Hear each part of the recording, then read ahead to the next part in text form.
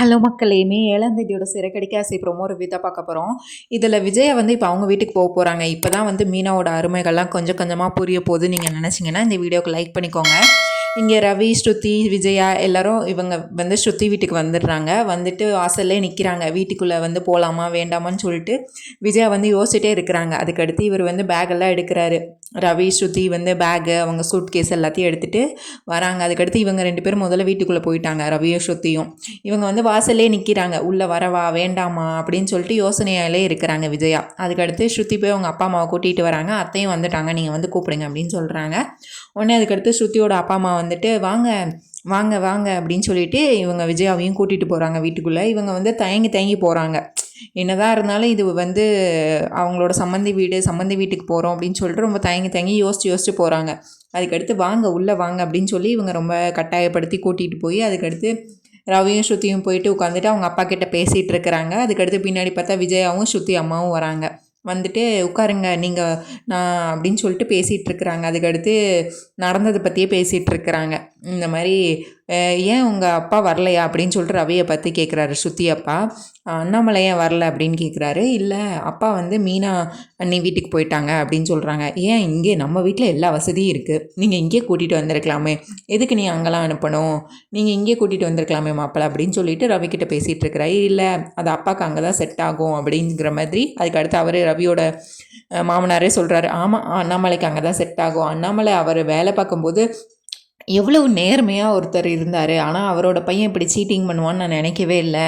முதல்லையே அவன் ரிட்டையர்மெண்ட் காசு எடுத்துகிட்டு ஓடினா, இப்போ வந்து சொந்தம் இருக்கிற வீடையும் இப்படி இது பண்ணிட்டானே, ஃபோர்ஜரி பண்ணுவான்னு, சரி இப்படி பண்ணுவான்னு நான் நினைக்கலையே அப்படின்னு சொல்லிட்டு ரவியோட மாமனார் வந்து ஸ்ருதியோட அப்பா இந்த மாதிரி பேசிகிட்டு இருக்கிறாங்க. உடனே ஸ்ருதி சொல்கிறாங்க, டாடி அது மனோஜோட ஸ்டூப்பிட், அவனோட இந்த மாதிரி வேலைக்கு இவங்க என்ன பண்ணுவாங்க, நீங்கள் அதை நடந்து முடிஞ்சது எதுக்கு பேசுகிறீங்க, இப்போ அதெல்லாம் பேசாதீங்க அப்படின்னு சொல்லிட்டு இருக்கிறாங்க. உடனே ரவிகிட்ட கேட்குறாங்க, அடுத்து என்ன மாப்பிள்ள பிளான் அப்படின்னு கேட்குறாங்க.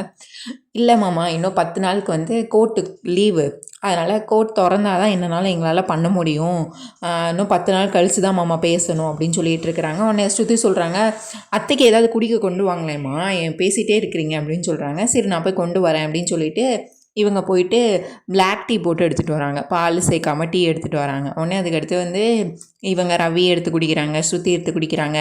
உடனே இவங்க பார்த்துட்டு இது என்னது, உடனே விஜய் வந்து இது கஷாயம் நினச்சிக்கிறாங்க. ஐயோ எனக்கு கஷாயம்லாம் வேண்டாம், நான் நல்லா தான் இருக்கேன், எனக்கு எதுக்கு நீங்கள் கஷாயம்லாம் கொண்டு வந்தீங்க அப்படின்னு சொல்லிட்டு ரவியோட மாமியார்கிட்ட கேட்குறாங்க. உடனே ஐயோ இது கஷாயம்லாம் இல்லை இது வந்து க்ரீன் டீ அப்படின்னு சொல்கிறாங்க அவங்க ஸ்ருதியோட அம்மா. உடனே இதுக்கடுத்து ஏன் பால் சேர்க்கலையா அப்படின்னு கேட்குறாங்க.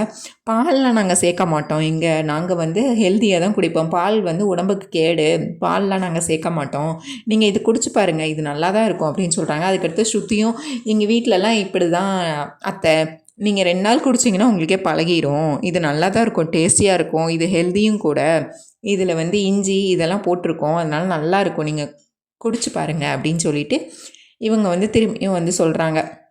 உடனே இவங்களும் வந்து வச்சுக்கிட்டே இருக்கிறாங்க. உடனே ரவி, அம்மா நான் வேணால் போய் பால் வாங்கிட்டு வந்து உங்களுக்கு போட்டு தரவா அப்படின்னு கேட்குறாங்க. ஏன் உடனே இவங்க ஸ்ருதியோட அம்மா, ஏன் மாப்பிள்ள அவங்க இதுதான் மாப்பிள்ள ஹெல்தி, அவங்க குடிப்பாங்க, நீங்கள் எதுக்கு கஷ்டப்படுறீங்க அப்படின்னு சொல்கிறாங்க. உடனே அதுக்கடுத்து அவங்களும் வச்சுட்டே இருக்கிறாங்க. ஏன்னா நம்ம இன்னொரு வீட்டுக்கு வந்திருக்கோம், இங்கே வந்துட்டு நம்ம ஆர்டர்லாம் போட முடியாது, இதுதான் குடிச்சாகணும், வேறு வழியும் இல்லை அப்படின்னு சொல்லிட்டு அவங்க சரி நான் குடிக்கிறேன் அப்படின்னு சொல்கிறாங்க. இவங்க அம்மா நீங்கள் ரவி சொல்கிறாரு, நீங்கள் முதல்ல குடிச்சு பார்த்தா தானம்மா தெரியும் அது நல்லா இருக்கா நல்லா இல்லையா, நீங்கள் குடிங்க அப்படின்னு சொல்கிறாங்க. இவங்களும் வேறு வழியே இல்லாமல் விஜயாவுக்கு வந்து நல்லா பால் போட்டு டிகாஷன் போட்டு குடிக்கணும். இவங்களுக்கு இப்படி க்ரீன் டீ எல்லாம் கொடுத்தா அவங்களுக்கு பிடிக்கல. உடனே அவங்க குடிக்கிறாங்க, நல்லாவே இல்லை, பட் அவங்க மூஞ்சியில் தெரியுது, பட் வெளியே காட்டிக்க மாட்டாங்க. உடனே என்ன அம்மா பிடிக்கலையா அப்படின்னு சொல்கிறாங்க. அதெல்லாம் பிடிக்குமா அப்படின்னு சொல்லிட்டு இவங்க வந்து ஸ்ருதியோட அம்மா வந்து அவங்கள ஆஃப் பண்ணிடுறாங்க. இப்போ தான் விஜயா வந்து மீனாவை ரியலைஸ் பண்ணுறாங்க. அவங்க வந்து எப்போவும் காலையில் நேரத்துக்கு அவங்களுக்கு விஜயாவுக்கு வந்து காஃபி போட்டு கொடுப்பாங்க, போட்டு கொடுத்துட்டு பக்கத்தில் நிற்பாங்க, டிகாஷன் போதுமா இல்லைன்னு கேட்டுட்ருப்பாங்க. உடனே அதுக்கடுத்து மீனா வந்து திட்டுவாங்க, ஆமாம் என்ன போட்டாலும் இருக்கிறதா இருக்க போகுது, நீ போ அப்படின்னு சொல்லிடுவாங்க. உடனே அதுக்கடுத்து இப்போ தான் நினச்சி பார்க்குறாங்க. ஆனால் மனசுக்குள்ளே இவங்க விஜய் என்ன நினைப்பாங்கன்னா, காஃபி யார் போட்டாலும் இந்த மீனா போடுற மாதிரி வரமாட்டேக்கி, இவள் எங்கே தான் இந்த வித்தையை கற்றுக்கிட்டாலோ, இவளை மாதிரி யாருமே சூப்பராக காஃபியை போட முடியாது அப்படின்னு சொல்லிட்டு மனசில் இந்த விஜயா நினைக்கிறாங்க. ஆனால் வெளியே வந்து பிடிக்காத மாதிரி காட்டிக்கிறாங்க.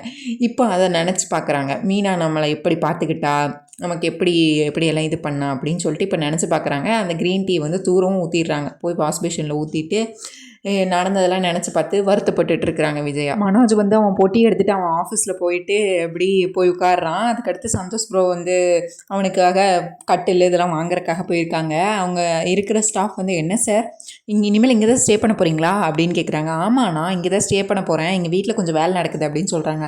அதான் ஜப்தி பண்ண போகிறாங்கன்னு தெரியுமே சார், அப்புறம் எதுக்கு சார் வேலை நடக்குதுன்னு பொய்யெல்லாம் சொல்கிறீங்கன்னு சொல்லி மாட்டிக்கிட்டான். திரும்பியும் வந்து ஸ்டாஃப் கிட்டே போய் சொல்லி மாட்டிக்கிறான் வந்து மனோஜ். உடனே உனக்கும் தெரிஞ்சு போச்சா அந்த சந்தோஷ் வந்து உங்ககிட்ட உளறிட்டானா அப்படின்னு கேட்குறான். ஆமாம் சார் எனக்கும் தெரியும், ஏன் சார் நீங்கள் பொய்யா கையெழுத்து போட்டு இந்த மாதிரிலாம் பண்ணீங்க அப்படின்னு கேட்டுட்டு இருக்கிறாங்க. எல்லாம் என் நேரம் அப்படின்னு சொல்லிட்டு இருக்கிறாரு. அந்த ஃபைனான்சர் தான் என்னை நல்லா ஏமாற்றிட்டான் அப்படின்னு சொல்லி அந்த ஃபைனான்சரை இப்பவும் அவர் மனோஜ் வந்து அவர் பண்ண தப்பு ஒத்துக்கல, அந்த ஃபைனான்சர் தான் தப்பு பண்ணான்னு சொல்லிட்டு அவர் மேலே பள்ளி போட்டுட்ருக்கிறார். இந்த நேரத்தில் சந்தோஷ் ப்ரோ வந்து ஒரு கட்டிலும் ஒரு பேகும் வாங்கிட்டு வராரு. உடனே அதுக்கடுத்து இருந்தாப்பா நீ கேட்ட கட்டில் நம்ம கடையிலே ஸ்டாக்கே இல்லையா, நான் உனக்காக தேடி அலைஞ்சு வாங்கிட்டு வந்திருக்கேன் அப்படின்னு சொல்லிட்டு மனோஜ் அந்த கட்டில் கொடுக்குறாரு. சரி நைட்டு நீங்களும் இங்கே தங்கு அப்படின்னு சொல்லிட்டு இருக்கிறாங்க அந்த சந்தோஷ் ப்ரோ. எனக்கு பயமாக இருக்குது நீயும் இங்கே தங்குன்னு மனோஜ் கேட்குறான். டே என் பொண்டாட்டியெல்லாம் 10 மணிக்குள்ளே நான் வீட்டுக்குள்ளே இல்லைன்னா அவ்வளவுதான் என்னை உண்டு இல்லைன்னு பண்ணிடும், 10 மணி வரைக்கும் தான் எனக்கு டைம், நான்லாம் இங்கே தங்க மாட்டேன் அப்படின்னு சொல்லிட்டு இந்தா கட்டிலை விட உனக்கு முக்கியமானது இந்த பேக்கில் ஒன்று இருக்குடா அப்படின்னு சொல்லி பேக்கை கொடுக்குறாங்க. ஒன்று பேக்கில் அது அப்படி என்ன இருக்குதுன்னு சொல்லிட்டு மனசு திறந்து பார்க்குறா. எலிப்பொறி. இங்கே நிறைய எலி சுற்றிக்கிட்டு இருக்கு, எல்லாம் ஜிம்பாடி மாதிரி ஜிம்முக்கு போய் உடம்ப வளர்த்த மாதிரி தடியாக சுற்றிக்கிட்டு இருக்கு.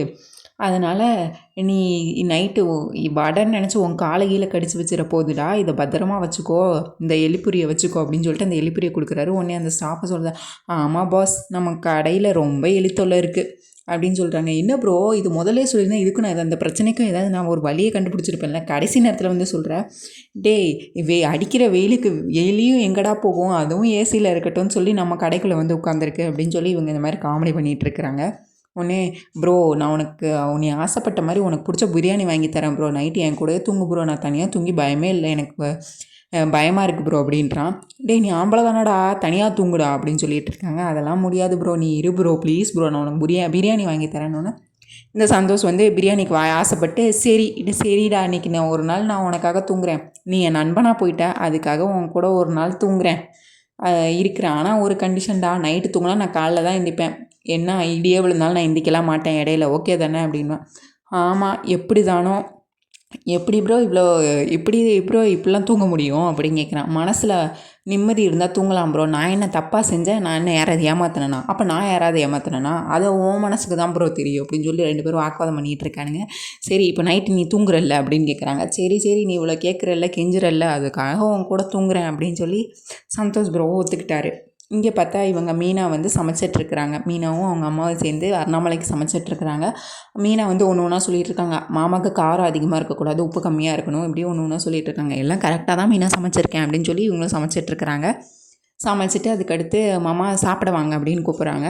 இல்லைம்மா முத்து வரட்டும், அவங்க வர்ற நேரம் தான், நீங்கள் மாத்திரை வேறு போடணும் இல்லை, நீங்கள் முதல்ல சாப்பிடுங்க மாமான்னு சொல்லிட்டு மீனா வந்து அண்ணாமலையை சாப்பிட கூப்பிட்றாங்க. அதுக்கடுத்து மாமா இங்கே டைனிங் டேபிள்லாம் இல்லை, நீங்கள் சேரில் உட்காந்து இந்த டிவி சேனலில் வச்சு சாப்பிடுங்க அப்படின்னு சொல்கிறாங்க. ஐயோ நான் என்ன பிறந்த வரையிலே டைனிங் டேபிள்லையாம்மா சாப்பிட்டு வந்தேன், நான் கீழே உட்காந்து சாப்பிடுவேன், அதுதாம்மா உடம்புக்கும் நல்லது, ஊர்லலாம் நான் அம்மாவோட கீழே உட்காந்து தான் சாப்பிடுவேன், அதனால் நான் கீழே உட்காந்து சாப்பிட்றேன்னு கீழே உட்காந்துடுறாரு.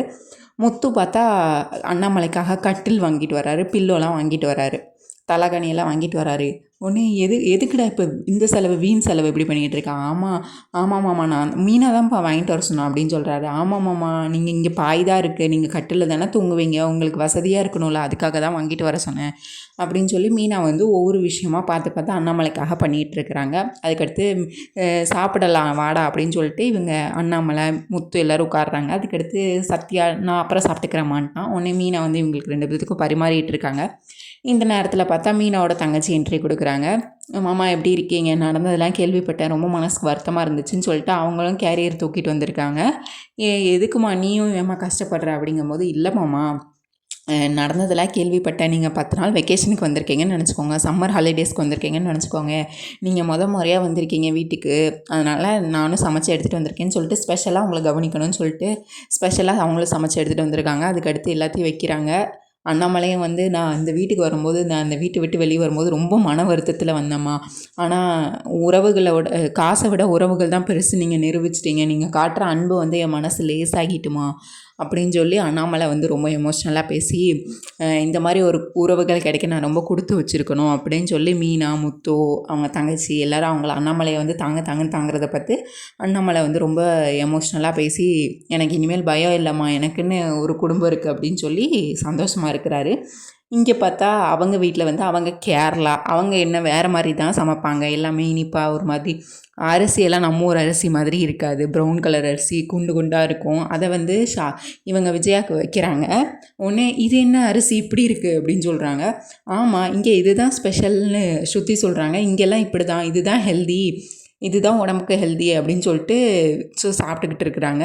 உடனே விஜயா சொல்கிறாங்க, ஐயோ இதெல்லாம் சாப்பிட்டா எனக்கு ஜீரணமாகாதுங்க, எனக்கு இப்படிலாம் சாப்பிட்டு பழக்கமே இல்லை அப்படின்றாங்க. உடனே ஸ்ருதியோட அம்மா வந்து கோவப்படுறாங்க. நீங்கள் என்ன சம்மந்தி, வந்ததுலேருந்து எல்லாத்துக்கும் குத்தம் சொல்லிட்டு இருக்கிறீங்க, நீங்கள் எதையுமே வந்து ஆரோக்கியமாக சாப்பிட மாட்டிங்களா, எதுலனாலும் குத்தம் சொல்லிட்டு இருக்கிறீங்க அப்படின்னு சொல்லி விஜயா வந்து நீங்கள் எதுவுமே ஆரோக்கியமாக சாப்பிட மாட்டிங்களா அப்படின்னு கேட்டுட்டு இருக்கிறாங்க. இங்கே பார்த்தா அந்த ஃபைனான்ஷியரும் சிந்தாமணியும் வந்து அந்த ஆஃபீஸரெல்லாம் வராங்க. வந்து என்ன வீடு பூட்டியிருக்கு அப்படின்றாங்க. உடனே சிந்தாமணி சொல்கிறாங்க, இவங்களை நம்ப முடியாது, வீடை பூட்டிட்டு உள்ளே தான் இருப்பாங்க, நீங்கள் உள்ளே ஏறி பாருங்கள் அப்படின்னு. உள்ளே ஏறி பார்த்தா உள்ளே ஏறி இல்லை, வெளியே பூட்டியிருக்கு, கார் எதுவுமே இல்லை இங்கே அப்படின்னு சொல்லிட்டு அந்த ஃபைனான்ஷியர் சொல்கிறாங்க. கார் எதுவுமே இல்லை, அப்போ கண்டிப்பாக அவங்க இங்கே இருக்க மாட்டாங்க, வீடை விட்டு போயிருப்பாங்க அப்படின்னு சொல்லிட்டு இருக்கிறாங்க.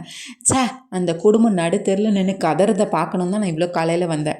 ஆனால் இது நடக்காமல் போயிடுச்சு. இந்த முத்து தான் இதுக்கு காரணமாக இருப்பான், அவன் தான் எல்லாத்தையும் பேசி என் முன்னாடி அவமானப்படக்கூடாது இந்த குடும்பம் அப்படின்னு சொல்லி கூப்பிட்டு போயிருப்பான்.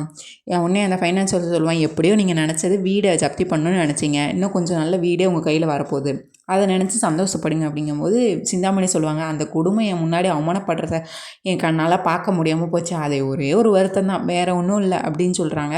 அதுக்கடுத்து இந்த குடும்பம் எங்கே போய் இப்போ தஞ்சம் அடைஞ்சிருக்கும், யார் வீட்டில் போய் இருப்பாங்க அப்படின்னு சொல்லி சிந்தாமணி வந்து யோசிச்சுட்டு இருக்கிறாங்க. இப்போ வந்து விஜயாவுக்கும் வந்து இங்கே சுற்றி வீடு செட்டே ஆகலை. அவங்களுக்கு அங்கே வைக்கிற சாப்பாடு, அவங்க கொடுக்குற காஃபி, டீ எதுவுமே ஒத்து வரல. இப்போ தான் வந்து விஜயா வந்து மீனாவோட அருமைகளை புரிவாங்க நீங்கள் நினைக்கிறீங்களா? அப்படியே நம்ம சேனல் சீரியல் குட்டி ரிவ்யூ சப்ஸ்கிரைப் பண்ணிக்கோங்க மக்களே. உங்கள் தாட்ஸ் கண்டிப்பாக கமெண்ட்ஸில் சொல்லுங்கள், லைக் பண்ணுங்கள், ஷேர் பண்ணுங்கள், அப்படியே அந்த ஹை பட்டனையும் தட்டி விடுங்க. தேங்க்ஸ்.